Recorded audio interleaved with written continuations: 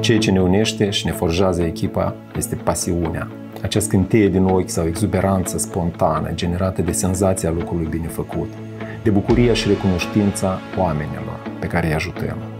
Nu suntem o librărie juridică, o bibliotecă cu lucrări juridice pe raft.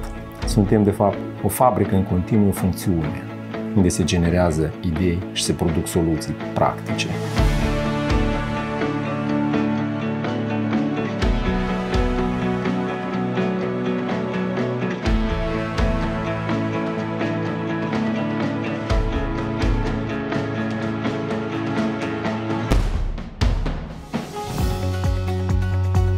Credem că misiunea noastră este nu doar de a asista clienții, dar, într-un context mai larg, de a fi membri contribuitori ai societății, pentru a schimba lucrurile în țară spre mai bine, prin fapte poate mici ca și vizibilitate, dar importante ca și efect.